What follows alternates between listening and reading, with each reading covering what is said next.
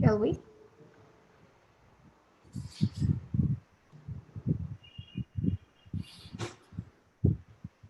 Yeah, you can start. Okay, hello everybody. I'm Vandanegi, DueDash Sonipat City Leader. I welcome you all to our panel discussion today on future of business beyond 2020. We at DueDash bring together founders and experts from global startup ecosystem to educate startups and fundraising processes to help startups become investable, build business with focus, and receive funding. So if you are an early stage startup or an investor looking for potential startups to invest, do join our community platform today, and we will be happy to onboard you. Okay, so the agenda of today's event is to have a meaningful and interactive discussion on growth and sales hacks in new normal. The discussion would be thought focused and on a wide range of subjects related to global startup ecosystem to foster learning and inspiration and provoke conversation that matter for the community building. So as we progress with the session, we will discuss about leadership, business growth, hacking, digital marketing, effective sales and business development techniques in new normal or the new world. And of course, we will hear from the experts about the future of business beyond 2020. That is the theme of the day. So let me tell you, the holistic view of conducting such session is to foster learning and inspiration in young entrepreneurs. And for that, we have four industry leaders and experts with us. First, I would like to introduce Professor Dilip Nandikyoliar. He's the co-chancellor and Commonwealth University, mentor of change, expert in business strategy and marketing with over 4 decades of professional experience. He's actively involved in research, training, and consulting activities. Also, he has written several research papers and theses on marketing strategies and business planning. Welcome, Professor Nandikyoliar. Happy and honored to have you here with us today. Thank you. Thank you. Great. Next, we have Nayan Bheda, an innovator and entrepreneur, a serial technology leader, and a teacher of all things business. His company, Hashtag Ventures, helps companies on growth strategies and digital transformation. He has been awarded the Best Mentor by Shri Suresh Prabhu, Honorable Minister of Commerce and Industry, and felicitated by Honorable Chief Minister of Maharashtra, Shri Devendra Fadnavis, for his selfless services to startups in Maharashtra. Welcome, Nayan. It's a pleasure having you here. Thank you, Anna.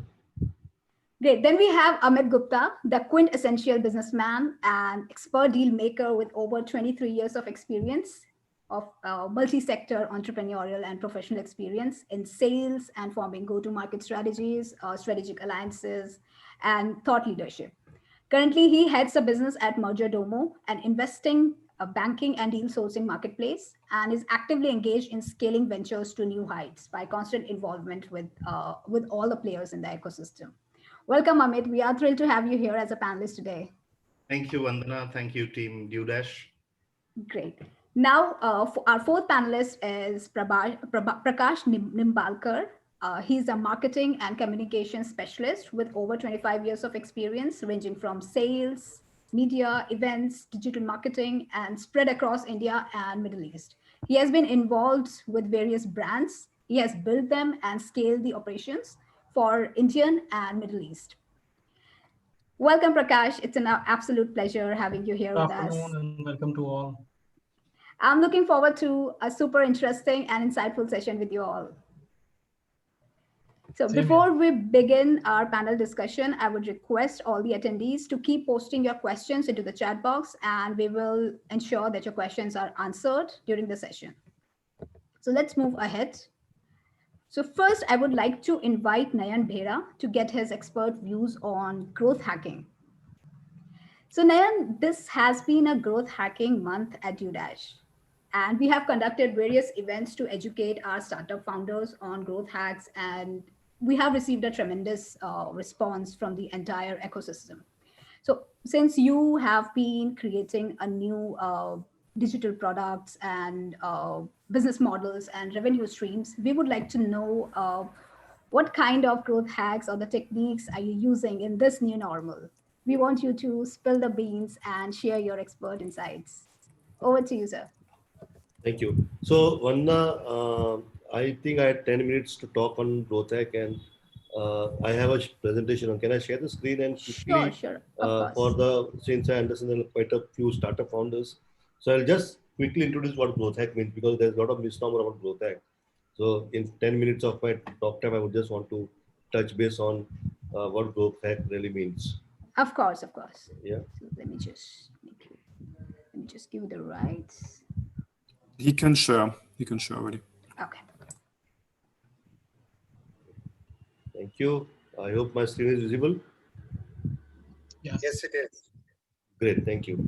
So I think this is a word which has really caught on for last few years, and there's a lot of misnomer about growth hack, and at times the lines get blurred about growth hack. So I think the very shortest thing we need to understand growth hack is a process or a technique that is used to acquire users rapidly. And when I say acquire users, I'm talking in the users in volume and masses, not in few numbers, but in terms of lakhs and millions. And that's what the whole process of growth hack means, or technique used for growth hack. And one of the so let me just hide. Yeah. So at the in the Zoom, this keeps on coming over my screen. One sec. All right. So it's all about most of the startups we all know, and since I am also dealing in startups, and so is DueDash, and we all know that start the one of the biggest challenge for the startups is cash crunch. They it's managing the cash flows, especially at the early stage, is it's always a challenge, and with limited resources of money that they have, and even the experience. Most of the founders are not experienced businessmen, or they're not. They don't have the other first startups or first uh, experience of business. So doing a marketing experience is also something which they lack, and that's where the growth hack comes in. The whole approach of growth hack is to use technology and use tools to market a product and acquire the users. So these are some of the classic examples of growth hack which you all know. Uber used growth hack to, I mean, they started giving free coupons to so that I can pass to as a user, I can pass to other of my friends, and that's how Uber became popular. Twitter gave initially few followers to start with. So the moment I create an account with Twitter, I already would have some followers. 30 was a number. They saw that 30 is the right number for user to get excited to start using Twitter, and that's what they started giving the followers. Gmail, again, a classic example where they used invitation route to acquire and create demand. In fact, demand creation was done through uh, invitations. LinkedIn used our own email IDs to get connected with other people. Airbnb, Dropbox, again, another example where they use Rotex to acquire. In fact, Dropbox, earlier they were making losses, and they were spending around roughly around $200-300 per user, whereas their lifetime value per customer was just $99. And after using growth hack principles from 100,000 to 4 million in 1 year, that's the number of users they acquired by just giving a free space to the user and the people they were introduced to. Okay. So these are some of the things which there are classic examples how growth hack has been used and people have acquired rapidly.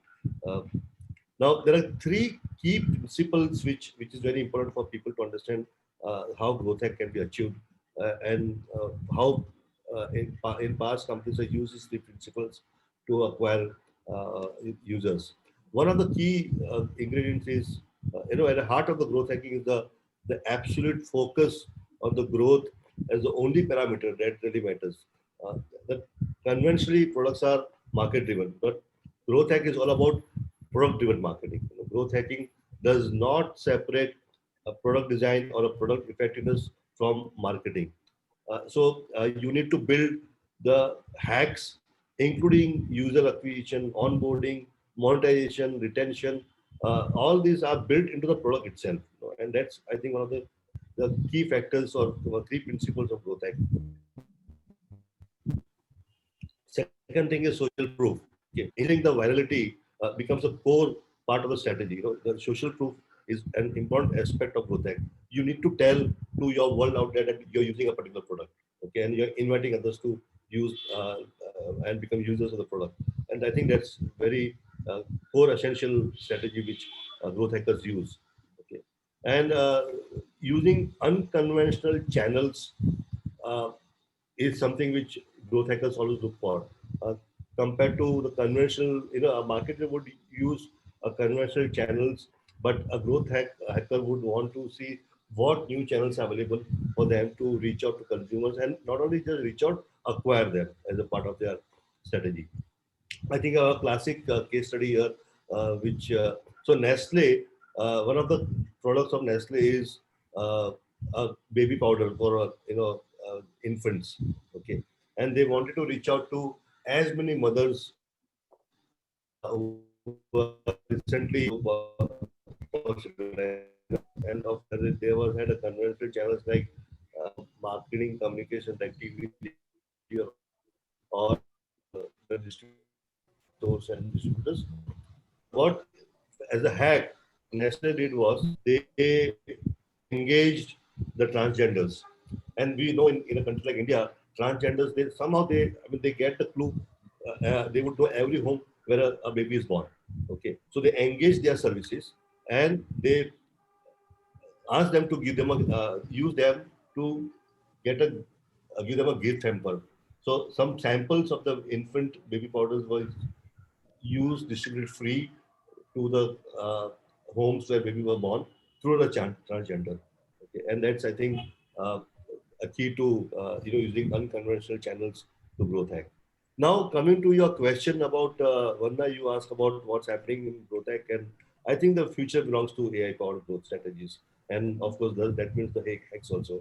Uh, we all know with using artificial intelligence, it gives us the patterns which are perhaps invisible or not known to human beings. Okay, uh, using AI, I can actually know how a consumer behaves and how I can acquire that consumer as a part of my customer, database. So that's where, like for example, if my office is in point A and every day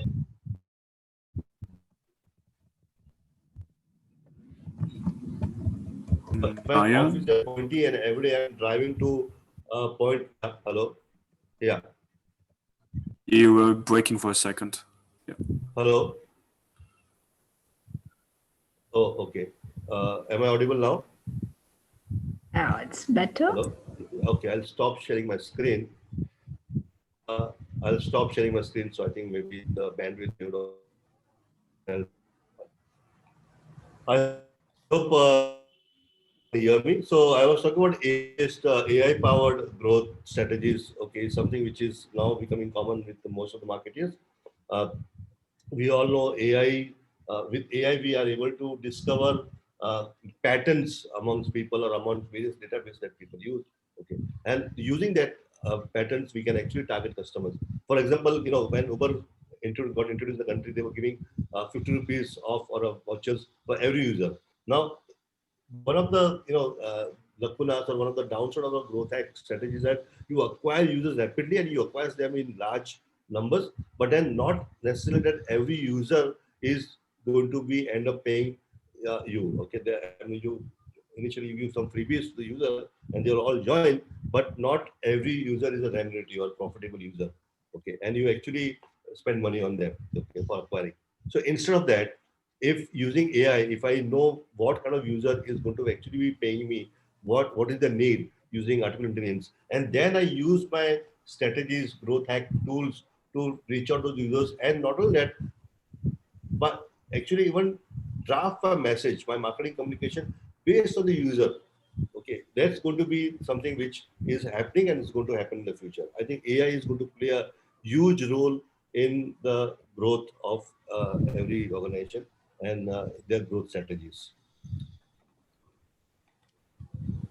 Absolutely, absolutely. I completely agree with you. And thank you, Nayan, for sharing such deeper insights on growth hacking. And there is a Thank you. question from Abhishek. So he wants to know what tool will you will suggest the most to emerging founders or entrepreneurs for growth hack in this digital world. So, Abhishek Kumar, see, first of all, I I won't say there's one tool. There is no, one tool which can be. So you got to have your own first strategy built in. And as I told you, you got to have your growth hack tools or growth hack, modules built into your product. As I told you, it's a product-driven marketing. Your product should be able to give out vouchers. Your product should be able to allow users to share and have the social proof. Your product should be able to retain the customer. So everything is built into your product. Instead of using a third-party tool, I would rather suggest you build your tool. When you're building your solution, whatever solution you're building,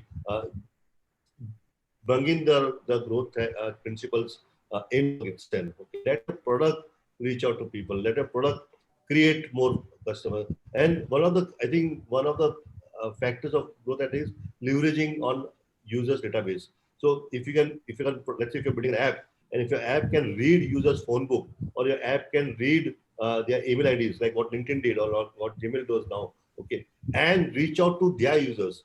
In fact, I've seen users also reaching out to trade associations, that where there's a volume of a particular segment, especially in B2B kind of businesses. So instead of using third-party tools, I would suggest build your own tools, okay, and use whenever possible. Absolutely, that's correct. You It's can better you to can build have your own. different messaging, and you can using NLP, which is a part of AI. You can actually message put the tagline or the message or to me it could be one thing, and to maybe to Vanda it could be another thing, and to you it could be third. So depending on which word appeals to you, okay, and that could be used using AI. The AI can find out that what is the words, what is the one sentence which I would respond to more, and then what would you be, and then accordingly the messages on the fly is drafted and sent to you. Absolutely. Understanding your business needs and requirements, then developing your own product. That would help a lot in the long way. So there is Right. another question from Sagar. He wants to know what will be the best way of growth for a new startup of hot beverages in UK or Europe. Okay, now that's I think I would rather ask Michael to answer the question. Perhaps he would be in better position to answer the question. Europe and UK is something which is I may not be able to answer that question. Got it. Got it. No problem. Michael? I'm just in the background, like you're in the spot. But maybe some of your other speakers today, Prakash, Amit, Dr. Dilip, Yeah, might want to answer on that. right. I think so. I can take that question. Sagar, apart from the market, I mean, there are certain basics that one can replicate in any market. I don't know why you would start that business in UK, Europe, if you're based in India. It's always better to test it out in a localized environment close to you, especially now, given the COVID scenario, the marketing and GTM expenses would be lesser. Uh, Now, this question of getting into products, of course, involves a lot of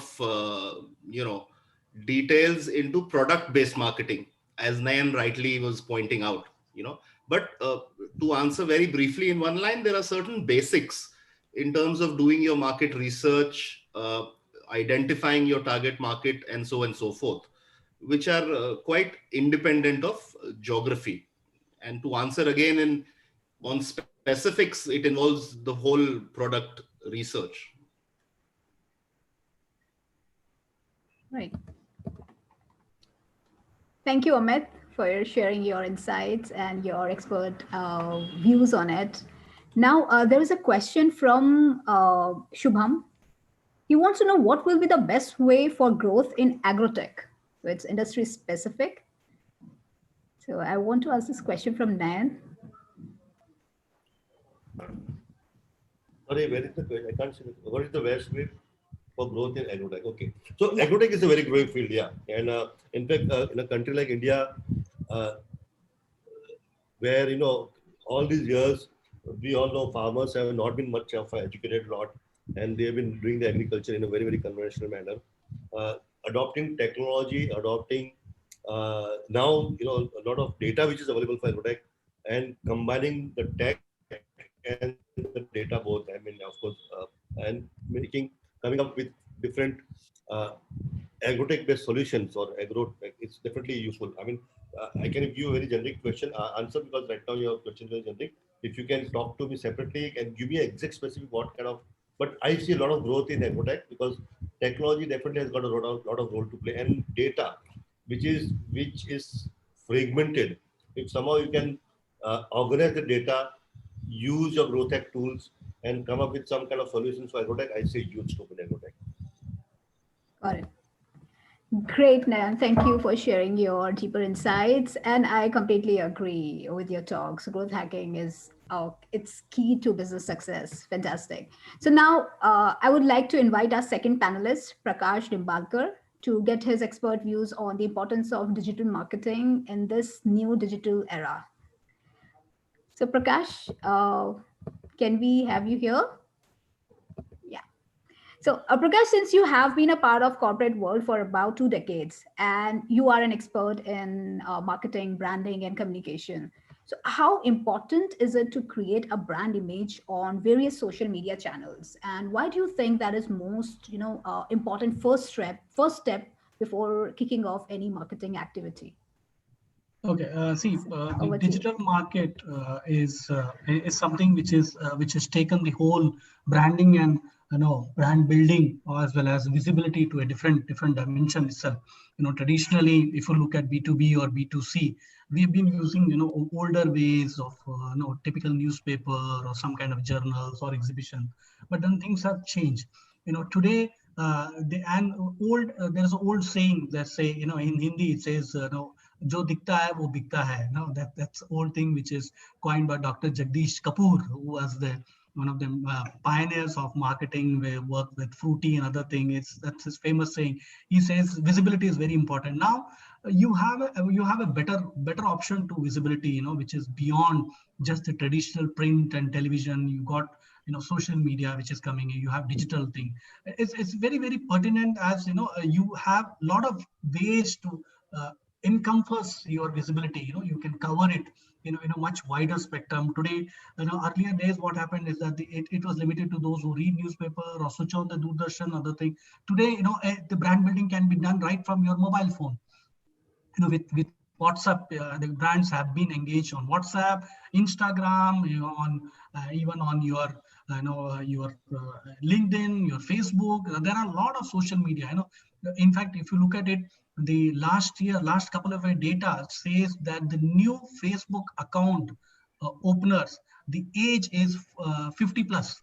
Though that's age group 50 plus are the maximum number of Facebook account opening. The age group. So that means the Facebook, although it has become less popular with the younger generation and mid-age people, but then they have moved to Instagram and Pinterest and other thing. But then the age group which is now latching on to Facebook is beyond 50 itself. So there are a lot of avenues, and there are a lot of products, or there are a lot of brands which need to be made available, and need to create the awareness into these age group, right? It we from 10-year-old to going up to 70. And look at what has happened today. Just 2 years back, there are so many of us didn't know what is Zoom. There are so many of us, we didn't know what are some of the apps which are there. Today, look at it. We went through a pandemic, and then here we are, a 10-year-old kid or 12-year-old kid today knows how to switch on the laptop and get onto the Zoom, because today morning there's a class for that. So that's what technology has done. Technology is no longer, is become, limited to a particular age group, a particular section. It's there everywhere. I know people who are 75 plus, but they also started using Zoom and WhatsApp video chat with the children who are living in different countries. That's become possible. So in this age, in this era of technology, which is available on our hands, it becomes much more important, much more relevant for us to create brand, nurture it, in all possible ways. And what best option is than the digital marketing? Why? Because the cost in creating, building, and nurturing and scaling up a brand, building a brand on digital is very, very, very, very limited. What's the cost that you have? You need an infrastructure, which is possible with your internet, and a good internet and good storage and the app that you have, or you can use the social media options which are there. But only thing is, what we need is that a person's dedicated time, some kind of a extent to the creativity that is available to should be available. Put in your thoughts and put in the pictures, some of them, and in content which should be engaging. The content has to be engaging, especially on social media, because that is when you bind people to your brand and get them into some kind of activity. You can have some kind of a games going on, some kind of Q&A. You can give them some tips. That is how the whole thing has been built. Reminder can be done, and then you can today you don't need to reach out to people to hand over to them the gift coupon that you have. Look at what Ola and Uber as Nayan was also talking about Uber. Even I take the case of Ola and Swiggy here, when they were giving so many coupons. Today, it's just a matter of time. I use Big Basket daily to order some of the my regular groceries at home. And every week I get some 50 rupees coupon, 100 rupees coupon. So these are possible. This is where you get engaged. This is where you bring in that kind of an involvement from the consumer to get involved with your app or the platform that you're offering. I get 100 rupees coupon every day. I buy milk and we buy certain things from Big Basket because we have that the BB daily, the value system that we have. But then on Monday morning I see there's 100 or 200 rupees coupon available. Then they say, okay, let's add on this and let's buy this, and we have this. So that is where I'm increasing my spending there. That's the involvement of a brand. And certain times what happened, brands also get into saying that let's come with and create a contest, take a picture with our brand and post it. That's when one more thing happen. Then you have certain time they send you a link for taking your feedback. It's become so much easier for brands to go out to reach to the consumer in the shortest route possible. And then you have the option of getting into selected media. So digital marketing can provide you a small window with which you can select what audience. Look at a scenario where earlier brands used to use DueDash or a regular TV channel or Z or any other channel with a newspaper, but they don't know how many of them are looking at that brand, how many of them are getting exposed to the brand, and there's so much of that is wasted. But today, an Instagram or a Facebook or any other social media option gives you that audience where you can select. And I want a student community which is from 15 till 25, those who are doing degree or those who are doing PG. I'm sure sir is also here, Dilip sir is here. you'll be able to, we can target. If you have a product only for the student community who are between 15 to 22, 24, we can come out and check with the social medias and tell them that I want all your database from, let's say, talk about Bangalore, Delhi, Pune, or Bombay, in that segment, in that city. I want to target them. So that's possible.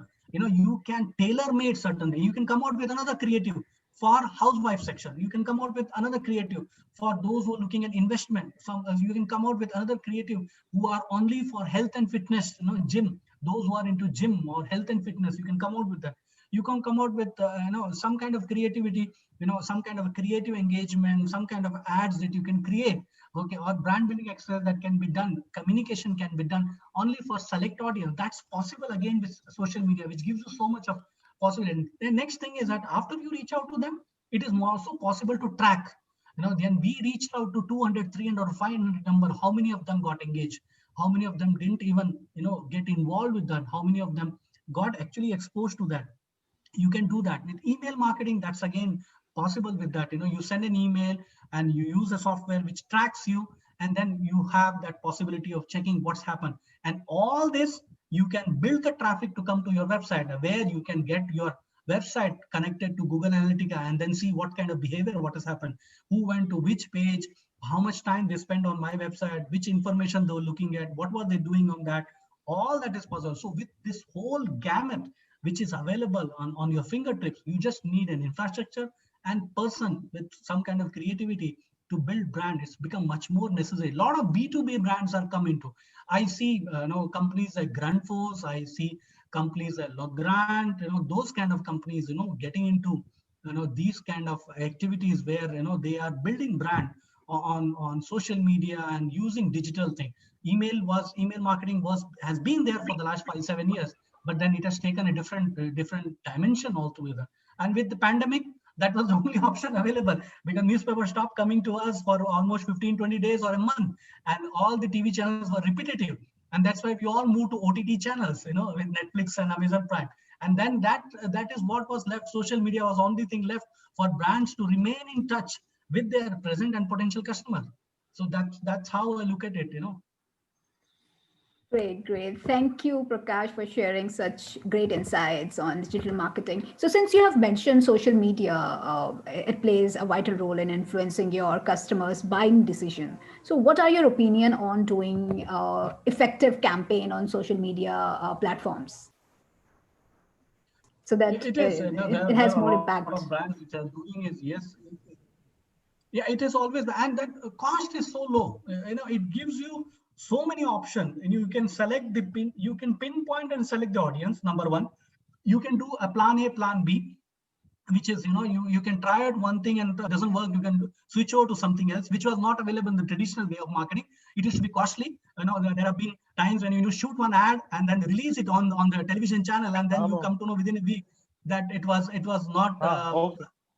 It's not much appreciated, and then the withdrawal of that ad is so costly because so much has gone into production, so much have gone into buying the TV ad space. It's costly, whereas on digital media it's much more easier for you to switch over between plan A, plan B. That's possible. Number three is the tracking and the success of the failure measurement is much more possible, much more easier on social media. And then you can come out with alternate, and then you can have specific campaigns made for specific audience or specific brands, specific products, specific reason. Today, look at it. Immediately something happens across the globe. You have one half a day power shutdown in Mumbai, which happened around 2-3 weeks back. There are a lot of memes that came in. A lot of brands joined into that bandwagon. And then you have something going on, farmers burning the stubble there in Punjab. Again, there were some memes happening. So small issue which is there, the brands have been able to engage on that topic. They latched onto the topic and then create some kind of a story around it so that get people to register their brand. So it's much more easier to get active on social media to remain there. What requires is that your willingness to adopt that, your willingness and take ability to latch on to what's available. Right, got the idea. So, Prakash, there is a question from Tarun Srivastava. He's asking if there are any specific campaigns for FMCG versus other segments. And if yes, then can you throw some light from your experience? See, FMCG, I will say I've seen some of the Kit Kat campaigns which have been there. They've been there all over there. They created memes. They used a lot of occasion. What happened is that there have been occasion, like I gave example of the Mumbai the power shutdown, power cut which happened in Mumbai a couple of weeks back. Then you have this recently, last 2 weeks back, there was 2 days back, there was this this cyclone which came in near Chennai. So a lot of brands use that, more so with FMCG. They latched on to that. In fact, brands didn't even leave the marriage of Virat Kohli and Anushka Sharma. There are a lot of memes were created. There are a lot of stories and small snippets were created between during that time. I don't want, some of them are pretty nasty for that matter. They didn't leave these newly married couples alone. Went into that. Durex is one which has been all over there. They always latch on to these events, and pretty good quality good quality creatives that they come out with. Or this your Zomato comes in pretty often. Those are the brand which use FMCG. Also, Nestle is one which is there. Sometimes I've even seen ITC. They do a lot of campaigns. So it depends on how you look at it, what's the product and how you're positioning the product, and whether a particular scenario or a situation gives you that kind of creative freedom to connect to your brand. That is when you need to look. There are a lot of B2B also which comes in, but then B2C has been much more aggressive, much more adaptive to the social media and the digital marketing which are available. So may I just add a little to this? Sure. Tarun, one of the oldest things that you may have noticed even before digital was born was the Amul ads. Yes. They were always topical. And if you went to Mumbai, there was a restaurant called Talk of the Town.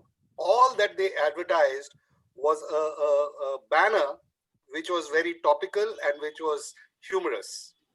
And it was always connecting. Now, this is what has started coming into the digital media. And now the force is more, the velocity is more, and you have the freedom to change over and over again, keeping your, the brand theme or the brand personality the same. Am I right, Mr. Nimalkar? Yeah, you're absolutely right. In fact, in Bangalore, not now, I'm talking about 10 years back when I used to be on road. My work used to take me on road. There is a particular hoarding in Bangalore city which always on a weekly basis used to bring in and place that Amul ad there. So I used to make sure that between Monday and Wednesday, I take that route just out of curiosity. Aaj kya naya laga hai wahan pe? What is this for this week? So every third day, I used to make sure that I cross that road just to look at that, what is that, to appreciate. Everybody know what is Amul ads are, but just to appreciate the creativity there and just to enjoy that particular hoarding which is there. That became a part of me, in my day-to-day affairs. That's how the brands get to your skin and they become part of your daily life. Yeah, I think I want to make a comment. Brands, it's very important. So I just want to make a quick comment. In India, and maybe I do not know about the other part of the world, but in India specifically, I've seen FMCG companies, be it HUL, P&G, Nestle, Colgate, or all such big companies, they have still not really used the power of digital marketing or social media for that matter at all. They are still relying largely on a conventional channel. And I think one of the major reasons is that most of these decisions are taken by the employees who are working at a senior position, and they rely on the agency. And agency will rely on their software and the TRPs and all those. They need a measurement. Okay, and only based on that. So that's why they still focused on TV ads or on a newspaper ads, whatever. I think largely on TV. They have not yet, I think I would say they have failed to engage a customer. Nestle does not know whether I'm eating Amul chocolate or no, or what is it that I'm liking in Amul chocolate, and why I'm buying Amul chocolate and why I'm not buying Nestle. Okay, so I mean at that level they're still not reached out. Even the social media is using like a mass media. They're just posting. There's no engagement, and I think we all know that for brand building, awareness, engagement, and involvement. These are three largely steps. I think their awareness is there. I don't think they are. That's why they're stopping. There's engagement is missing out, and involvement definitely they're missing out through digital medium. It's there. It's an untapped potential. It's not being harnessed fully well. But then slowly we are getting into that, but it's very slow compared to other countries. I think it's very slow. Yeah. Fantastic. Now here we have a question from Sahaj. So he's asking, what is the reason for Apple to come to social media and interact with the audience there, provided this is the first time Apple tweet? Also, the number of events have increased, and in their events, they are now comparing their phones and laptops to the competition. Whereas in the past, they have only used to compare. They only used to compare with people's precious models. So what could be the reason of that? I think they've come to a level where they think that they've established a brand. They've reached a level where people are aware of that. People are aware there's a brand first top of mind recall. They have reached that level, but then there's somewhere they think that there is a section of people who we call it as a fence sitter. Those who are sitting, they have the capability or they want to buy an Apple product, let it be a mobile phone or a tab, but then they're not here jump to that bandwagon of buying it because they still haven't got the understood the full value the product offers to them, because they find that price is still too high. And that is where you get into the comparing, because you have a section of people who are there standing in the queue before the launch of any new brand at 3 a.m. in the night in Europe or US. That's one section of that. And there's one section who are loyal, who every 2 years they keep phasing off their mobile on tab as and when the new brand comes in. That's another section. But there is one more section who are at the fence sitter. If they are convinced for the value with comparison or for the other technical tech specs which is given, they can be brought into the league of buying an Apple product. So this is where they are targeting, that section they are targeting. They saying, okay, let's go to that section whom we are, with conversion mode, we call it, they are there to reach out to the audience whom they would like to convert them from a non-iPhone or non-Apple product to an Apple product. That is where they are talking about this comparison and using these tactics which are there. May I add to this? Yeah. May I add to this? See, marketing has two sides. I'm borrowing a little from Nayan as well. Marketing has two sides. One is, of course, catering to what Prakash just said. The other one is developing insights. Often customer is not able to express himself. And therefore, these, comparisons sometimes throws back certain insights, because Apple is a company known for mainly for working on the insights, and that kind of analytics, like Nayan said, using AI, you never know what will I-13 be like, so that is marketing, where neuro marketing or AI based marketing, where they need data to do this. So I think this comparison is not really only to deliver what is the the apparent value right now, but the latent value, that steady study is going to be done. Am I right, Nayan? I mean, I don't know if you'll agree with me on that. I think Apple is a different classic case. So Apple, I'll tell you what, it's a clear-cut difference of mindset between Steve Jobs, who's no more there, and Tim Cook. Steve Jobs wanted to build a cult, okay, and he wanted lesser number of users, but exclusive club of Apple users, okay, and then he never wanted to go mass. Post iPhone launch, and as the product became more popular, and post iPod, okay, things changed for Apple. Suddenly, a product became popular. Otherwise, Apple was always an expensive product, only for elite class, only for rich class. I think iPhone changed their strategy a lot, and that's where Apple realized that, oh, now we can go mass. Our product is being accepted, and people are willing to pay premium for a product, and there is a definitely big ocean out there in the market for us to tap into. And that's where I think Tim Cook is now changing the strategy, or the overall Apple think tank is changing the strategy to now use all conventional medium to reach out to consumer. And now that we are reaching out to masses, of course they'll have to end up comparing themselves to the nearest rival, which is Microsoft, especially in OS space, and so they have to do it. They can't stop it. Okay, so I think that's a shift in the mindset from the era of Steve Jobs to Tim Cook. Well, that's one way of looking at it, but I still think it is looking at the insights is what they are doing. Of course, then they need to, yeah. Agreed. Yeah, thank you very much. Thank you very much, all of you, to share for sharing your insights and your expert inputs on digital marketing. And I think I'm sure our attendees could derive a great value out of the things discussed here just now, and make their marketing efforts more effective and efficient.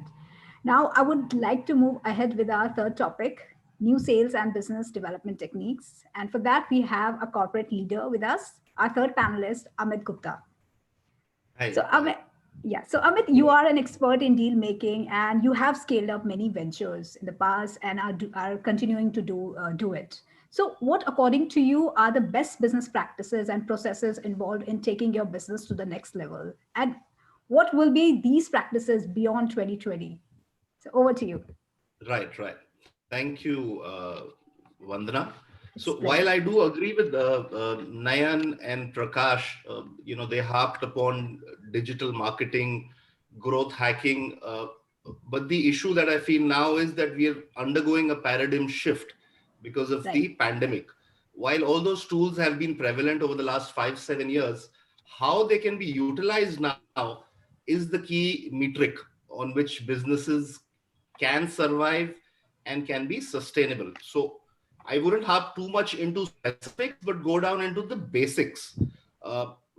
When I say going down to the basics, it's never a bad idea to look at the traditional approaches of brick and mortar businesses, which they have been deploying over decades, right? Number one, conserve your cash. this pandemic, even if we were to assume it would magically disappear, which it would not. So the next 18 to 24 months, I believe, are going to be very critical in terms of just being sustainable. I'm not using the word survival because a lot of businesses have already perished, uh, especially the new age businesses which thrived upon investor money over the last, few, let's say last 5 7 years. If we talk about the Indian venture capitalist ecosystem, uh, we've had big brands like a Paytm, Ola, and so forth. So it's very easy for new age founders to get into that mentality that if I start a new business, investors are just going to come in, pump money, and that is why I need to spend money to acquire my users. Yes, I mean that is a good strategy, but how many Olas, how many big baskets, or now Baijus do we have? It's like barely. I mean, I don't have the exact statistic, but most would agree maybe 0.5 or 1%. So, I mean, that is why I'm going to talk about just getting into those basics. Once you get those basics right, going forward, at least for the next 6 months minimum, you could be on the road to, a rapid growth strategy. How do we do that? When I say conserve cash, there are many ways. I mean, digital marketing is absolute priority. There are so many tools available where you identify your target market. It's very easy to get lost when you identify your target market. For example, some product you would say, oh, 500 million users into $1 a user, and so forth. But at this point, with all the digital tools available, it is so important to identify a serviceable market. Maybe it could be a very limited market in terms of geography, in terms of the user base, which can be further segregated by age groups, by interest, and so forth. And uh, again, coming back to the points that Prakash and Nayan made, so many channels available. My belief is that one, especially starting up founder, right? I mean, or even an early growth one, should identify only one or two channels where he could, uh, you know, expend all his energies and efforts, which includes the monetary resources also available. Because as part of what I do from the past decade or so, and now on a daily basis, I interact with maybe, 5 to 7 startups on a daily basis, where we try to understand what are their pain points and how can we help them in both their organic and inorganic growth journeys. So one statement also always comes out from the discussions that we have is, how can I get funded? So the next question is, why do you need funding? Well, I need funding to market my product, market my brand. Sometimes most of them have not even identified where are they going to be spending this. So, I mean, I would suggest, please identify your base, narrow it down to as minimum a number as you can, right? And then identify the channel. Especially in the times of pandemic, some channels which were traditional print media may not be viable, and one should not even look at them. One might think giving a full page, half page advertisement in an economic times will get you eyeballs, but will you have a ROI instantly is the question now, right? Maybe if we were talking 1 year prior to the times that we live in, of course that was a good strategy. Number two, I would say another good area in terms of maximizing your reach with a limited budget would be partnership and collaborations. Now, especially it is pertinent and relevant where you look at collaborating with players rather than looking at every player as in your industry as competition. Why not partner with them, tap into their user base, and somehow create co-campaigns, for the lack of a better word. When I say co-campaigns, if you've identified a partner, create a campaign which is specific to their user base, and then reverse pull those users. I mean, it's hard to define it in one or two statements, but I think that's a very effective strategy that I have deployed, especially in the last 5 to 7 years, and it's become even more pertinent now.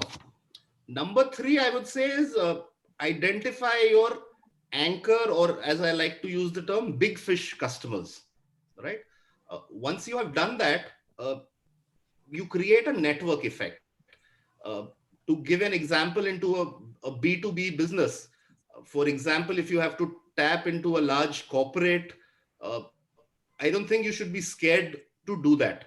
The reason being, once you do that, you will have to spend less effort, which again involves monetary expenditure, into creating the next set of 1,000, 10,000, 100,000 customers.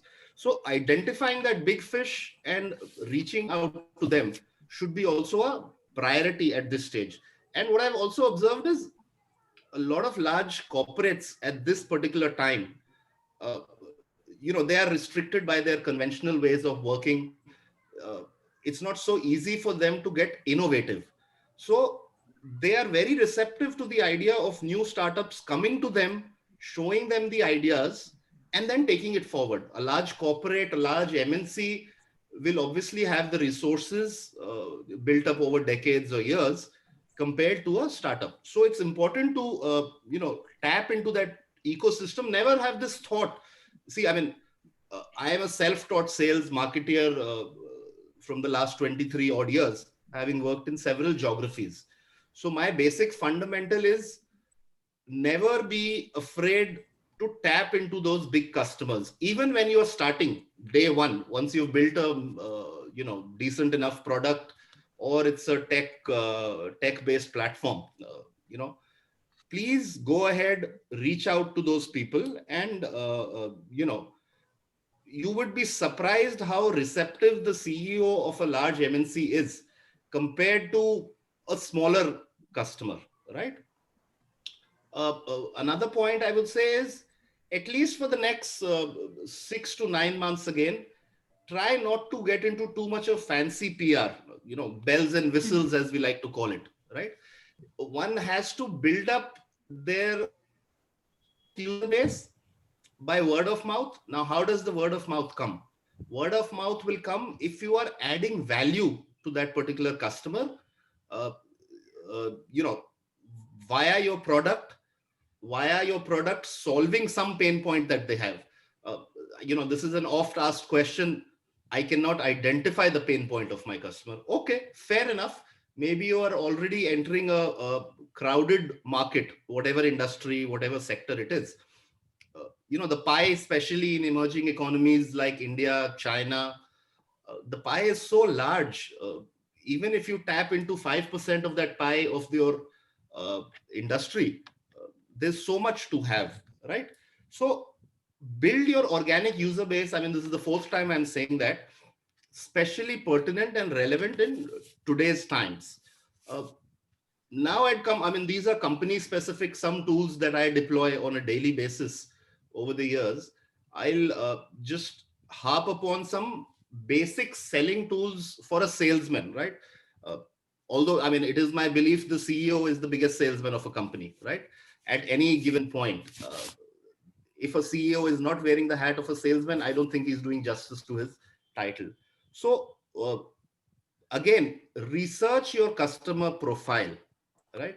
When I say research your customer profile, it means understand that need of the customer before you even start to pitch to him, right? It is so important, rather than having a blanket approach, which a lot of companies, let's say, in the BPO sector or the call center sector have. They are given a target of reaching maybe 100 customers, making phone calls to them. Maybe 5 respond. That's a very healthy rate for them. But the times that we are living in requires a more research-based approach to selling. I mean, that's my belief. Once you have identified the need, a typical salesman, whoever it might be, the leadership C-suite team or the lower rung teams. I mean, the lower rung teams would only do what the leadership, does by example. One should be, in the current times we are, you should be dynamic enough to change your solution. You see, a startup usually has to be iterating their product or their vision every month, and there is no harm in doing that. So if you have identified that maybe your timing is not right for the solution that you're providing or the product, you should be dynamic enough to change it, rather than saying that, okay, let me try this strategy for the next 3 months, 6 months, then I'm going to go back to it. No, if you get enough feedback, I mean, taking a point from what Professor Dilip said, customer insights. I mean, I wasn't able to give my comments on the whole Apple story. Apple is an aspirational brand. They have always been that, right from Steve Jobs to even what Tim Cook does now.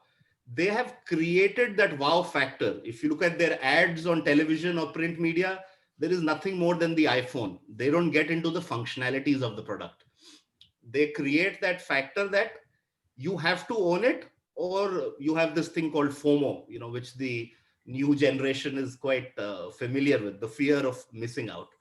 So, but it's very tempting to fall into that trap of having the FOMO, especially when you're starting up early, right?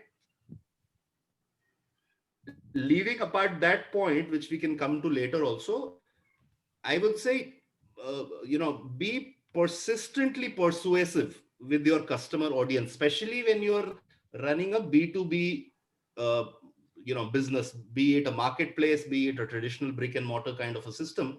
You have to be persuasive. There is a very thin line between being persuasive or incessant, which means forceful. So if a customer has not responded to your pitch on the first attempt, second attempt, doesn't mean he's not interested in your service. You have to again go back to point one, where you identify the need of that particular customer. And so I would say an individual salesman also always has to develop and nurture a peripheral memory, right? What is happening around you? Like Prakash had this point, why are brands like Amul successful? I mean, I am talking about individual approach, but that is what it boils down to. Amul gets into the pulse of the current times. I mean, they always have their finger on the pulse, right? What is happening around society? Uh, Basically, businesses which have managed to scale up or become brands have only become so as they could tap into the emotions of a customer, if I were to say that, right? How do they do that? Because they have their finger on the pulse at that particular point. Uh, so I think this covers a lot of things which are very pertinent, relevant. Again, I'm not going to go into details of growth hacking or digital marketing. I would like new age entrepreneurs, early growth people to just stick to the basics for a while, right? Let this thing die down, ensure that you are sustainable enough. Once this thing dies down, let's say maybe by 2022, which is also an optimistic scenario, then you could, just supercharge your efforts everywhere. But now is the time to conserve as much as energy, resources as possible, and build a sustainable business. Now, if I come back to, we had a question from Manoj in terms of, what are the investors thinking about at the moment? What are the, where is the funding coming in? Where is the funding going in? So again, it's very tempting for a new age founder to get, absorbed in this whole conundrum of, I will get my millions. No, it is not easy. Let me be very blunt about it. It is not easy. You will get 100, maybe a 500 no's till you get that yes. Do not assume that a venture capitalist or even a savvy angel investor is going to simply put in money because you think you have built a good idea. On the other side, there has been this whole thing about GMVs over the last 5-7 years, especially people who are building marketplaces. They would get into this that, oh, my gross market value is into X millions. Third point would be, I have built a user base of X thousand people. Now, do you ask them, what is the revenue? What was the cost of acquisition? And lastly, what was the ROI? Many founders don't have answers to these questions, right? I mean, I can go into these metrics in detail, which I would not. These are again very basic points that you have to adhere to in the current times. Bye, guys. I think, Vandana, that's it from my end without going into much further details. Thank you very much, Amit, for sharing such valuable and thoughtful insights to our panel discussion today. So I think there is a question from Sahaj, since you have already answered his earlier two questions. He's asking, do you believe in doing the things first or doing the things best? So, I mean, he means, do you believe in... Sahaj, I understand your point of view. And again, there is a very thin line between first and best. How do you define that? My answer would be, what does your audience need? What does your target customer base need? It is not what you think is the best or the first thing to do. Again, coming back to the current times that we are in and we are going to be in for the next 18, 24 months, do not try to reinvent the wheel. It's not a time to reinvent that wheel or give up, give a customer what you think is a very novel or a best solution. Right? Understand his need, and everything will be dependent on that. As for a first mover advantage and the last mover, again, there is no straight yes or no to that, right? You have to be aware of your competition. Some people say, oh, I don't have competition. I think they're absolutely wrong. Everybody will always have competition, because the times that we live in, to copy or replicate an idea is negligible, right? I mean, we've had examples of, I'm not going to name it, everybody would know, a large telecom traditional business player in India, which copied the platform that we are all in right now and speaking on, barely in 24 hours, right? They could do that because they had a ready market of whatever the number is, 500, 700 million users, right? They could do that because they had the resources to do that. They had the wherewithal to tackle any potential conflicts which arrive there. So I took this analogy to answer your first mover and last mover. First mover is Zoom, on which we are all in. Yet this large corporate came in because they had an existing user base, which they could just plug and play, right? So there's no hard and fast rule or answer to that, Sahaj. I hope I answered. I mean, you can always get back to me one-on-one if you need more specifics. Absolutely. Thank you very much, Amit. Now, I would like to invite our fourth panelist, Professor Nand Kiolier, to shed some light on future of business beyond 2020. So, okay. Yeah, over to you.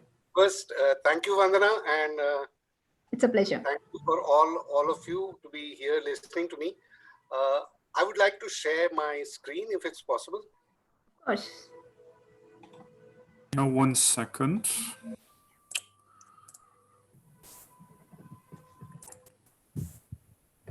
While that's happening, let me tell you first, I'll pick up from these three experts. Yeah, should work now. Okay, I'll pick up from these three experts. Nobody's an expert, sir. In front of you, we are nobody. No, that is not the way to look at it, because the profession in which I am today, I keep learning all the time. Okay, to pick up from these experts, there is a lot of technology, there is a lot of things happening.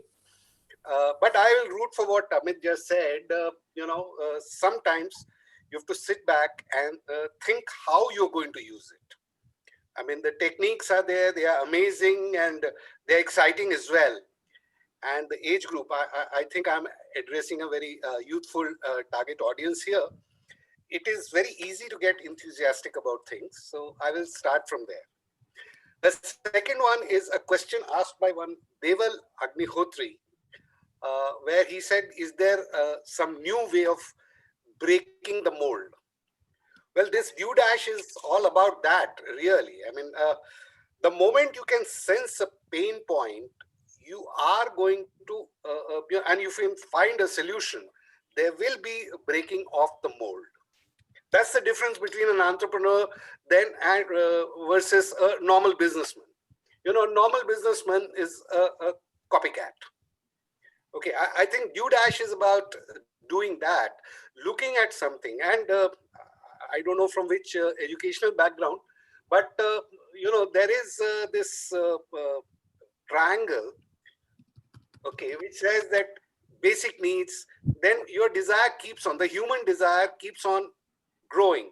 This is done by a person called Maslow. Some of you might like to search the net because there isn't much time here, but that is what happens. So if you get something, then you start desiring for more. And that's where the breaking of the mold happens. Anyway, so these are not what I really wanted to speak on. I'm trying to tell you what, how do I get this? Hold on. Does it work or? No, it doesn't seem to be working. Let me change something. Let's see if it works now. No, I don't know. Good. So what do you have like a technical, does it say you cannot share or what is happening? Can you all see? I am sharing my screen. No. Yeah, it's there. No, not visible. Not here. Ah, Now? okay, it's loading, it's loading. Okay, so I am getting into something which I think is going to be what is going to be the future now. Okay, a lot of us have lost our jobs, and things like that have happened, and there is a lot of worry. Okay, how do we go it? The answer really is not looking for a job anymore. Okay. Fortunately, our government also, I'm not trying to support or advocate anything like that, but fortunately, even the government has, started talking about Atmanirbharta. If you know what I'm trying to mean. Okay, so this is what it is. Now, these are some of the developments. We know for last 7-8 years, particularly the IT was working remotely. They would assist people across the world through the network, and then we had the BPOs, etc. Now that has transferred into what is known as the work from home. Now this should have happened much earlier, maybe, but maybe there was a little bit of suspicion that if we allow our employees to work from home, they would be bunking. However, thanks to COVID, employers have realized, no, the work happens. People are interested in working. I think there is some kind of theory in management called X theory and Y theory. I won't go into that. But what has that done? Now, that has really meant that large corporates do not need to have very large office spaces now to accommodate many of the things. So that's one unlocking of the capital. Secondly, the maintenance. If you go to a large organization and the AC isn't working, there's a peon also who shouts, "Dimag kharab ho gaya yaar, kya company hai ye?" So no maintenance. None of those things. So that has brought down obviously the electricity bill will come down, etc., etc. So that is the gain that the corporate will look at. They will, of course, be devising, which I'll come to later, methods of rewarding people and giving something similar in terms of earnings. Okay. On the employee side, he's freer. And what is his gain? So his gain is that first he can work from home and he can work in his own time. Secondly, there is a concept called moonlighting. It is probably possible for him to do 2 jobs at a time, which in troubled times like now, and like Amit said, 2 years at least, an additional income is going to be welcome. Now, this was the basis, the emerging technologies were the basis for such a kind of a changeover. So these are the developments that we have seen already. And it is my guess that it is going to only increase. So the whole world is a very, very, very new kind of a world. First, this is a saying. First, it was my name. Then it was my surname and address. Now, then it was my word, my reputation. Now all that is a piece of paper. Now it is a matter of identity that we can bring about. So it's completely up to us. So working for somebody, you don't do it. You know that old favorite quote, which even Dhirubhai Ambani used to use, that if you don't translate your dreams, somebody else will hire you to translate his.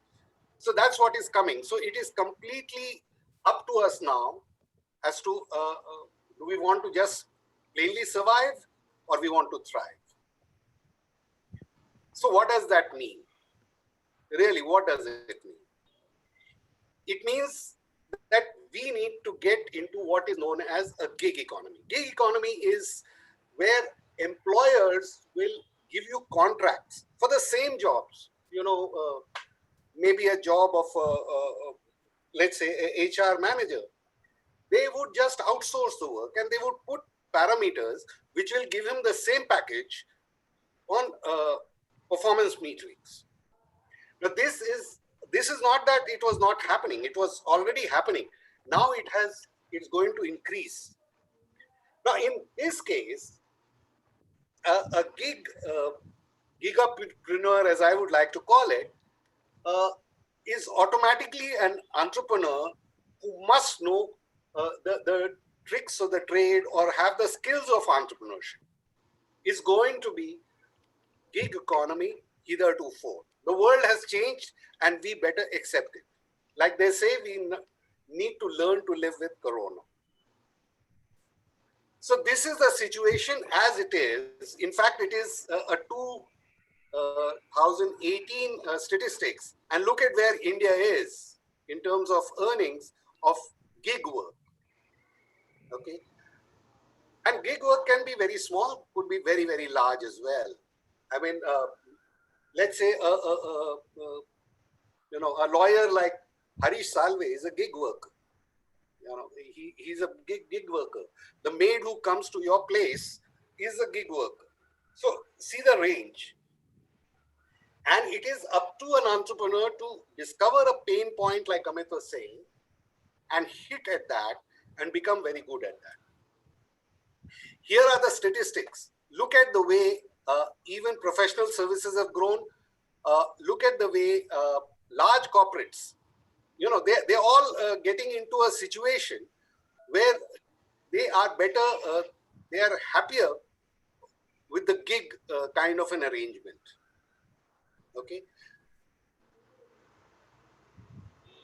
And this is a very interesting survey. Boomer generation, maybe mine or maybe a little after me, the Generation X, but millennials are more interested in working independently, in working on their own, in working in a contractual situation.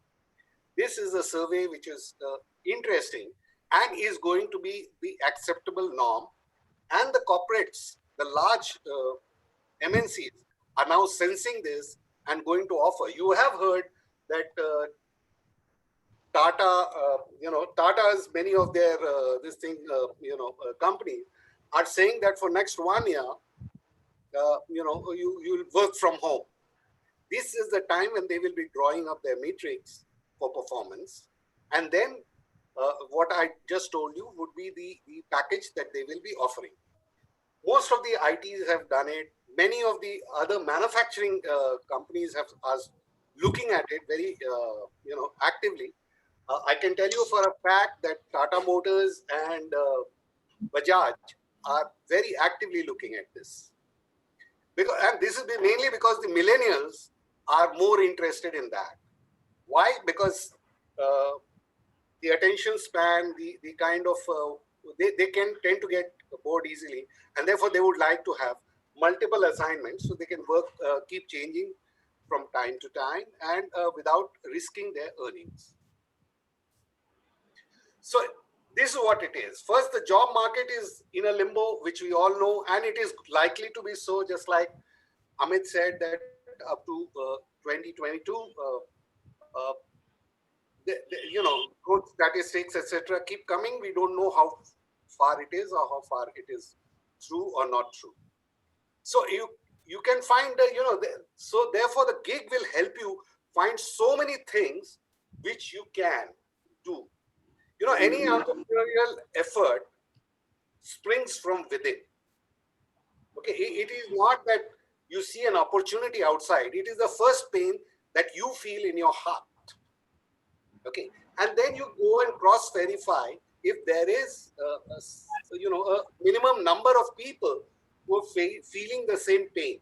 And like I said, Maslow's theory, that you received like an iPhone 11. Somebody asked the question that iPhone 12 is the same and all that, but the subtlety of that insight for them to develop an i12 is what makes all the difference. That's the human wanting. So if within yourself you feel a pain, it is from the existing system or existing availability of goods and services that you have, that you feel you wish this was. For example, I'll tell you, you call a call center in a bank. How do you feel when for 10 minutes they say your call is precious to us? So if there was some way to solve it, that's a pain point all of us have. If there was some way to solve it, the technology is there, or I don't know if it is there or not, but if there's some way to solve it and we got our answers quicker, it would help. I'm going to take you a little backwards. One of the things you must have seen on the TV, tararara free, pizza I free, when if I don't deliver in 20 minutes, they were attacking the basic need of hunger. Okay, so this identification was something which was felt by the domino people first themselves, and then they verified that as an insight. I've already talked about employers now becoming comfortable with work culture. Their faith in their employees has grown up, as reflected at least from my study or my interactions with senior business leaders here in Pune. And you can base yourself and your income expectations. So what you actually do is create your own world. So these are the top 10 skills according to World Economic Forum. I don't need to solve. So complex problem solving is an issue. Now, firstly, discovery of a problem is the most important thing. So that has not changed in the last 5 years, and this is going to continue. Critically thinking through the problem, creativity, people management, all this is what is the making of an entrepreneur. He need not necessarily be an employee. Even if he's an employee and if he has all these top 10 skills that are required, he is to be classified as an entrepreneur. And so as a gig employer, you are an entrepreneur, which is somebody who is willing to challenge an MNC. An e-preneur who trades, even Facebook and every other social media is now performing, allowing you, selling your goods. A freepreneur where you don't use many of your things, but you mix and match without you are an infopreneur where you provide information. You are a localpreneur, which is like a mom and pop store, but with a difference. Okay, you are a minipreneur where your investment is very small and you are doing more, maybe 2 or 3 jobs. This is an important aspect that is going to probably come. Solopreneur, of course, is when you're doing it alone. And now for the youngsters, many students have asked me, which is the right time to start? Do we earn for a few years, collect the capital and then start? There is no wrong or right time to start. However, there is only one thing. Once you start working, you start getting a salary and you start getting a perk, and there is a certain kind of security. The moment you jump back and therefore you start getting used to it, again, the Maslow's thing. So to jump back into entrepreneurship is that much more difficult. Because you are used to sitting in an AC office, or you're used to getting paid for your transportation. you're used to so many things, okay, which as an entrepreneur, you will have to struggle and fight for it. So the right time, according to me, to start is as a student-preneur. Okay, start small. Start with something which you can help out and contribute to the society. Okay, try and discover what pains you, or what pains your parents, or what pains your grandparent. Can you do something about it? And can you, over time, monetize it? Most of these companies, take Facebook, take YouTube. Facebook started as Mark Zuckerberg and his friends discussing girls in their college. YouTube started as a way to introduce dating couples. Okay, but look at where they have gone. So there was a certain pain point that, okay, I can't meet somebody, but we can kind of introduce ourselves, or let's discuss and then see how we can approach a boy or a girl. Now look at the size of these businesses. Okay, so it is at the student stage where you are full of enthusiasm. It is at the student stage where you can rough it out better. Okay, then at a stage when you reach my stage, when roughing out is that much more difficult. So while you can start it at any point in your time, but as a student-preneur, it's easier. Now, these are the few things, according to me, that is required. Empathy, with technology taking over, as was told by Nayan and also Mr. Nimbalkar and Amit, technology is taking over. So many of the routine things will get done. That means what is going to be left for us human beings? It's empathy. So any business which has a fair amount of, or any job which has a fair amount of empathy requirement will stay. The rest will disappear. For example, maybe 10 years or maybe 15 years ago, I used to have a secretary and I would give a dictation. She would take it and then type it and bring it to me. Over a period of time, that position is over. Similarly, we used to have a telephone operator in just about every office. Today, do we have that? So jobs which are going to be more and more routine, or more and more, which does not require empathy or intelligent handling, okay, or not even intelligent, I mean, when not to be confused with artificial intelligence, but the human element of intelligence, which is empathy, will not remain, and such businesses also will not survive. So a feeling yourself and addressing a pain point is important. Okay, willing to contribute. Now, when you've felt a pain point, all of us can have our different pain points. Will that pain point, solving that pain point, finding a solution, contribute to bettering the standards of living or whatever in the society? And then your own persistence. You won't, like Amit rightly said, that on day one you may not, you might get rejected. Rejection handling is a very important thing, both in entrepreneurship as well as in jobs. Not everything happens just the way you want it. That's not how the world works. And so this is something which I say, that it is important to dream, because dreams lead to ideas lead to thoughts lead to action leads to achievement, and achievement leads to success. And entrepreneurship is about creating a life of my dreams. Gig entrepreneurship is about that. And that is the starting point of any kind of success. So don't be afraid to dream, but then the dream should be so much that it doesn't make you go to sleep all the time. It must make you restless. It must make you not to be able to sleep, because you're going to contribute something. So success, according to me, is defined as a state of mind where one does what one wants. Okay, I do the way I want to do it, not because I'm ordered to do it, I'm guided to do it. Okay. This does not mean that I feel like going and slapping anybody.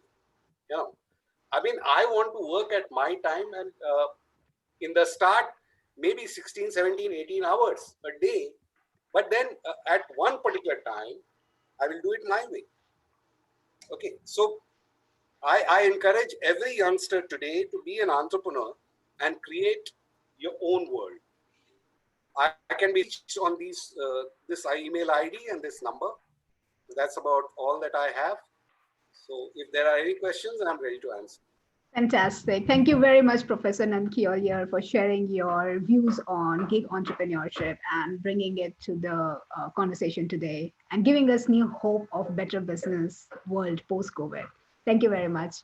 So we look forward to many more such inspirational and meaningful talks in near future.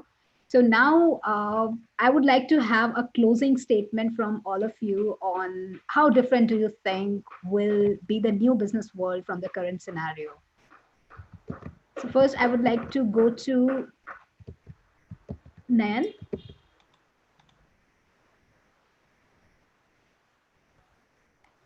Nan, can you have? Nayan. Yeah. Vanda, can I request you to start with somebody else? I'll just join. Sure.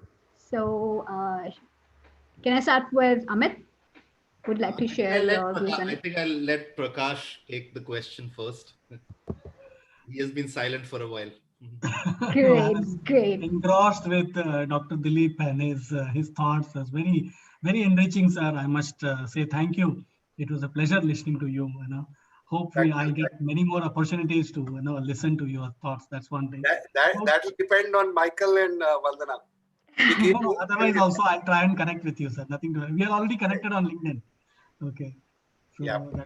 Right. Okay. My closing remark will be that go out as I take one cue from what Amit says is that find out that value that you will be able to find out that need and the value for being an entrepreneur or a customer's requirement. If you find it, I can quote many examples. There's one example which always I quote when I talk to entrepreneurs. And new thing is that I don't know, there's one brand which is there in South, I'm sure it is there, reach across India. It's called ID, the Idli Dosa, batter which is there. You know, that is one thing which 4 or 5 years back, this gentleman, it started from a house in Koramangala and started preparing that and going to supermarkets, small shops and give them that this thing. They said that I will try to sell. If it does not sell, you have to take it back because no, you can't keep it beyond overnight. Okay, but with that struggle, he started on cycle. He used to go and deliver that to shops and persuade them to sell. And then today, look at where is PC Mustafa, the ID, the Idli Dosa. Look at where that was a need. It was for a kind of category of called DINK family. We call it a DINK or DISC family, double income, no child, or double income, single child. Both husband and wife are working. They are not living with the parents. They are in some other city. Parents are some other city. They both work and come back. They want to eat that idli and dosa, but they don't have time to prepare that batter. So that is where that was the need, which came and catapulted a brand like ID to today, a massive brand which is there. What is a share riding? What is an Ola, Uber doing? Again, there's a need. Nobody wants to haggle with an auto rickshaw or a taxi for the meter or other thing. That's where they came. That's where the big basket came. That is where most of these new age startups have come in. So go out, let your brain go on a wild goose chase, find out a particular need, a particular requirement of a customer which you can satisfy. Go out and do that. And as again, I take the example of Amit is that you will have to hear 500 times no before you get that check, from there. And that too, yesterday I was reading another article which says that if you're raised 600 million and then you value yourself as a unicorn, it's not a great thing. Whereas there are startups which have raised only 200 million, but then they have become unicorn. And that's what the value creation. You raised only 200 million, but you value today as 1 million unicorn. That's actually that you added a wealth to your investor and created a value out of your entrepreneur. And go out there and digital marketing and all the various tools and measuring tools, analytic tools are available for AI and ML are there for you to utilize. The word is totally different. Super. That's my Right. concluding Thank remark. you. So Amit, Yeah, right. can I No, have I your absolutely remarks? agree with Prakash, and of course, Professor Dilip. His views were engrossing and insightful at the same time. Uh, as Prakash said, add value. An example comes to me, Prakash, is Zoho. I'm sure you've heard the story of how they did not go after venture capitalist money and created a homegrown brand which is global at this point, right? Uh, there was no pandemic at that time. They could have raised money. They could have gone all out aggressive in terms of marketing. So again, I'll come back to my, my statements of wait it out, as Professor Dilip said. The right time will come. It's very important to build something sustainable at this point. Don't get swayed away by these big unicorns, or even we have decacons and so forth at this point, even in our ecosystem. And another point I'll take is from a question by Sehaj again, where he asks, can you suggest some ways where I don't fall into the trap of working for someone and want to be an entrepreneur? So I don't think there is any harm in working for someone also. You don't have to be an entrepreneur just for the heck of it and thinking that working for somebody is a bad idea, whether early or in the middle or late stages of your career. The idea is for you to have passion and vision in whatever you're doing, whatever capacity you're doing. Identify that vision. You can carve your own niche, your own name, wherever you are. I, as an individual, even after 23 years, still put in 18 to 20 hours every day. Not because somebody forces me to do it, not because somebody tells me to do it. It is because I enjoy what I do. I have a passion for whatever I take up in life. A lot of people wonder, and my juniors ask me, sir, why do you put in 20 hours? Even now, I'm almost in a middle age kind of a scenario. I said, well, because I enjoy doing it. What else would I do? Sehaj, I think it is more pertinent in today's time, amalgamating the views of Prakash and, of course, Professor Dilip. Create that own value. It could be you becoming a gigapreneur, as he said, which is a mixture of working for somebody but still being a freelancer, right? You could still be servicing X number of clients. And it is more pertinent now to create that extra revenue stream. You could still be doing a 9 to 6, 9 to 5 job, but also doing a side hustle, right? If you are a student at this point, as you write, uh, there is no harm in exploring those routes, especially now with, and actually, I mean, coming back to what I said earlier, we have only hit the tip of the iceberg in terms of the impact of COVID. We have only been talking about the social impact, the psychological impact. The economic impact, for some reason, is always going to be hidden, be it by politicians, be it by industry leaders. 12 months down the line, it's all out going to be in the open, right? Where there'll be a lot of mayhem, haphazardness. So it's better to be prepared for all of those things, taking Professor Dilip's view. Have that second side hustle. You don't know when that second one becomes your primary one. So that's it. Thank you, Vandanas. Thank you, team Absolutely. DueDash. You're welcome. So now I would like to go to Nayan for his closing statement. Would you like to add something? Yeah, thank you, Anna. So we all know that digital transformation has been happening and it was to happen. Only thing is, I think this COVID has only accelerated the whole process, and now things are going to move very fast as far as digitalization is concerned. It's already happening. Uh, and of course jobs will be lost. They are already lost, and like Dilip mentioned, gigapreneur, it's going to happen. It's already happening. Only thing is, I think I would put a little different. It's not freelancing. Companies are still engaging employees, but not on a payroll because they don't want a liability. But they continue to work like an employee, but they're not on a roll.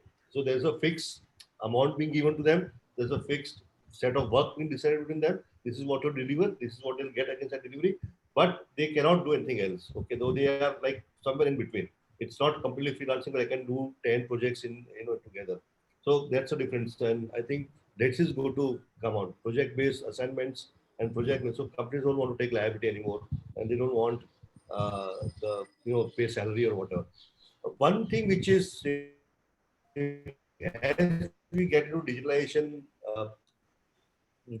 running or working ethically and honesty is now becoming very core. It's paying back. Okay, gone are those days where you could cheat customer or you could cheat your vendors or you could cheat your partners. I think that's going to go away. And the more honest, the more ethics you have, the more transparent you are. The customer will want to know that, because in today's world, you are exposed and everything is tracked, and your data is available, so you cannot do anything wrong with the customer. So no shortcuts. You got to deliver, promise less and deliver more. What we learn in marketing is something which its time has come. And finally, one thing which I want to say is, uh, I've been reading and I've been seeing that loneliness will grow, and I see as a big opportunity as a business. As people are getting, I mean, the digitalization, what happen is that people have become isolated. The next generation, especially, their friends are online. They play games online. They do their education online. They are and this is the generation which is going to getting isolated, and the loneliness is setting in. And I see, I mean, for all the founders and entrepreneurs here, huge opportunity there. If you can work something on a space of helping the next generation to come out of this loneliness. Okay, while going to be another epidemic, and just to give you a little idea, UK is a country which has got a ministry for loneliness. I mean, that's the kind of they have a dedicated minister for loneliness. So that shows where we're reaching. And this is what's going to happen. I think we are going to all get isolated. That social fabric, on one side, we are saying that we are socially connected, but on personal basis, we are not connected. It's all outer facade that we are exposing ourselves to the world out there. And heart in heart, we are still unhappy. And I think that's, I see as a huge business opportunity for all the entrepreneurs who are here. If you're looking for next big thing, look into something if you can solve the loneliness problem. Thank you, Nayan, for your closing statement. Thank you. Now, Professor Nankiolier, your closing remarks, please. Okay, I think these three experts are too good. I'll just borrow from them and build on it. First, all of them have talked about value, and often youngsters and often many of us confuse it with price.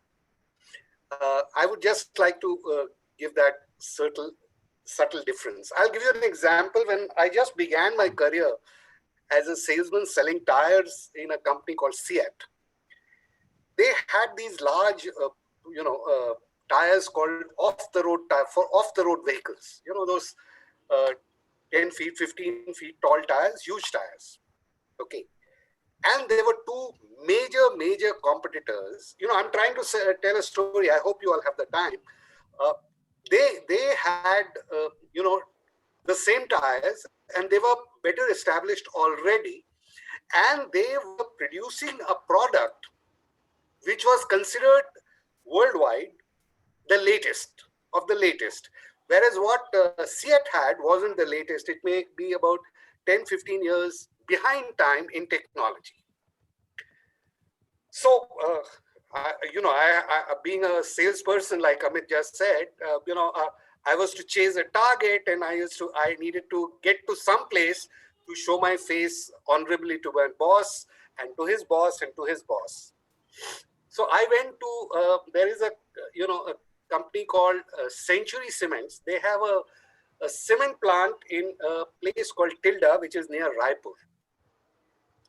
And the mining manager there was one Mr. Rao. Okay, now of course I don't know. I've lost touch with him, but he is somebody who taught me a few things without telling me. So you've heard the story of Eklavya. I can give my thumb to Mr. Rao.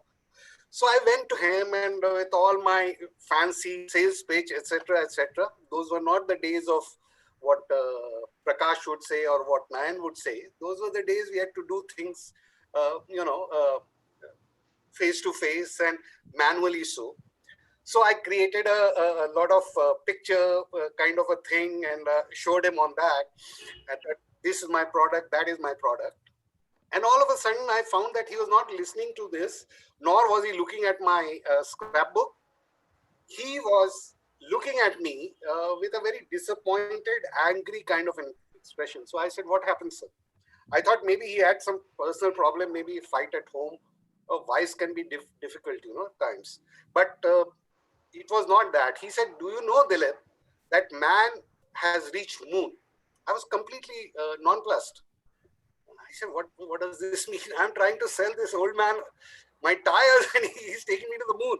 I said, yes, sir, but can we get back to this? But no, I'm on this topic only. So I said, okay, how? Do you know they have these tubeless tires and they are, all sorts of things. So I said, yes, sir, but my this thing, my that thing, my after service, my all those things I said. He said, no. Why shouldn't I use the latest of the latest? And I said, sir, you have to buy at least a few. So he said, look, you have your coffee and get out. Somehow, I was young, maybe about 23, 24-year-old.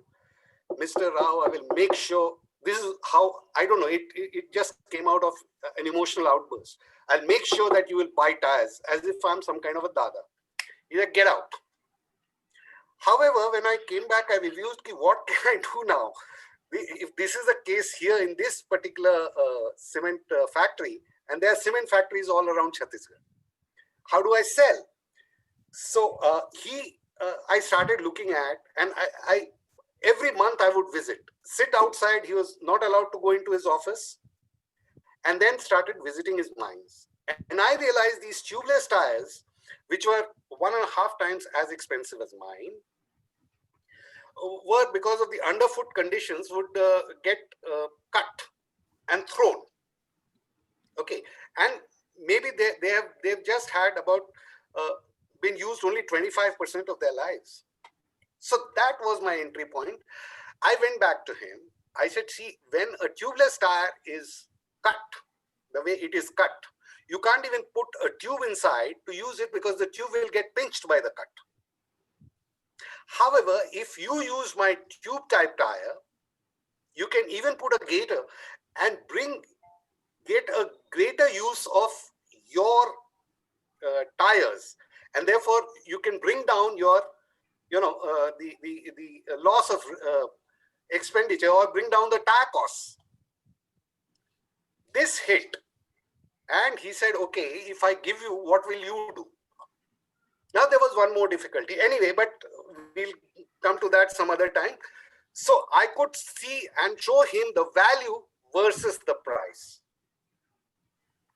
Okay, the value was that the underfoot conditions for cement mines in India did not merit high tech.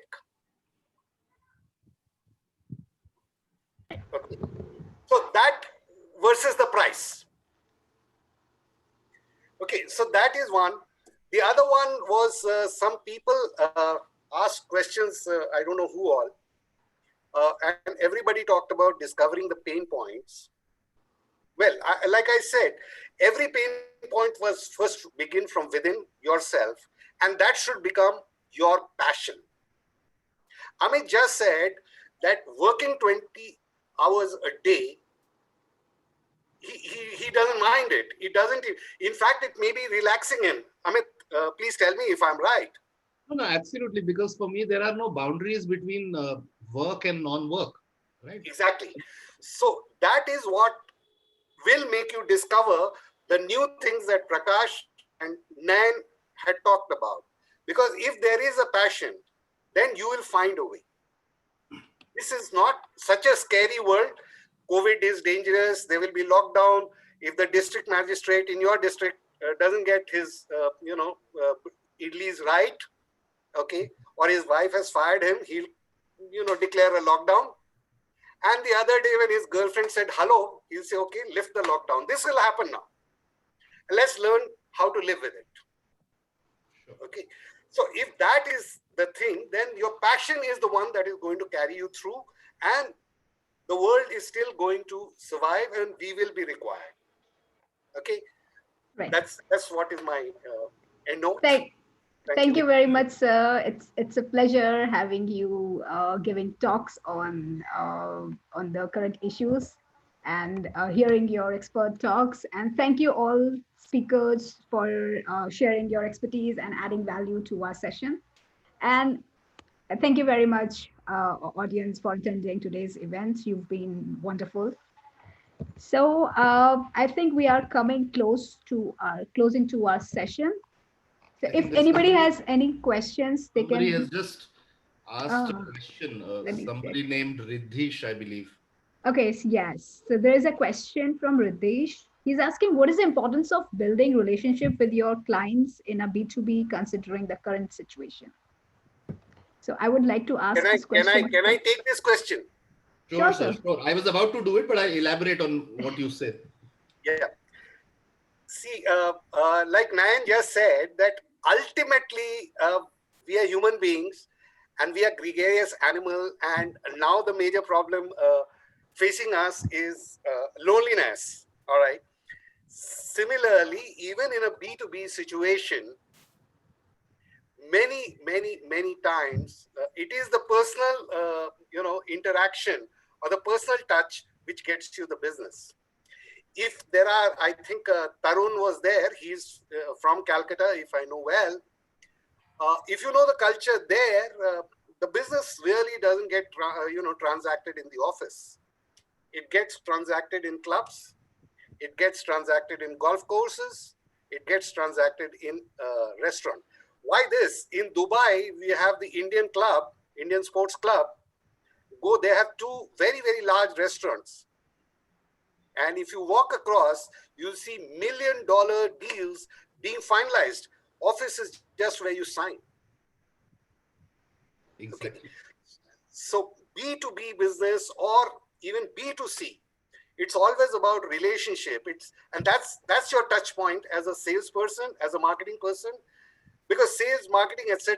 ultimately is engineering the human perception and making it affection. Absolutely, sir. Does that answer the question? Absolutely, absolutely. So you wanted to elaborate on it, Amit. I mean, Would you of like to course, share I your mean, I views? wouldn't dare to elaborate, but maybe the wrong word I used. Just add to it that I'm absolutely in sync what Professor Sir said. I learned it almost 25 years ago when I was 18, engaging with a kind of a billionaire businessman who was on his first visit to Asia, not only India. And he told me, Amit, business is all about people. And I said, I agree. He said, let me finish. So he went on to add, business is all about people and the relationships between them. I have employed and deployed that strategy for the last 25 years in whatever I do. Again, as Professor Sir said, B2B or B2C, because, and now even more relevant, if you try to make it only transactional, somebody has just asked a question on ROI. That is where that point comes in. If you make it only transactional and not relationship based selling, your ROI is very less, right? If you make it relationship based, your customer acquisition cost, when it is converted into an ROI, can be taken forward, right? And also coming to Sehed's question, that is why you need to have a vision. Today, you could be working for X company, tomorrow Y company, and ultimately be an entrepreneur. It is so important to carry forward those relationships, which you can only do when you had started with forming them while selling or pitching, rather than keeping it transactional. I mean, some businesses require to be transactional, a credit card or maybe a mobile phone. But even then, we have the example of Apple, where they compel you to buy the next one, which looks exactly the same, right? Because they went with their relationship based selling. So, Riddhish, I hope this answers. I just want to add. Just to add, yeah. Yeah, go ahead, Nayan, go ahead. So just quickly one line. So adding to what Mr. Dilip and Amit said. So when a startup starts a business, when they start a new venture, I always ensure that entrepreneur founder, I tell them, you should have at least 100 numbers in your phone book of the business that you're going to get into. If you're starting a food business, You should know 100 people in that ecosystem. So business relationship is very important. Great. So Prakash, you wanted to add something? Yeah. I just want to say that, the relationship building is so important, which is, Absolutely. traditionally, I'm sure right from Dr. Dilip's time, you have been building your customer as you are selling tires and you graduated to other products. Even I have been doing that. Even I'm still in touch with some of my old customer back there in those days. But today, there is something called, I'm sure Amit will agree with me, that some of these venture fund experts, the angel investors, so-called, they when you pitch them for the funding, they ask one question. They want one particular data which says that how many of your customers are repeat customers, because that one analysis, that one data is very, very required, because everybody knows that acquiring any new customer is an additional cost that you do, and retaining an old customer is very much important, especially the entire thing. If you have an e-commerce site, the data, the analytics of repeat customers who come back again and again to buy, very, very crucial. You should have at least 40 to 60% of your customers who are repeat customers. That will add value to your pitch when you're going to an investor. And so I'll add just one more thing.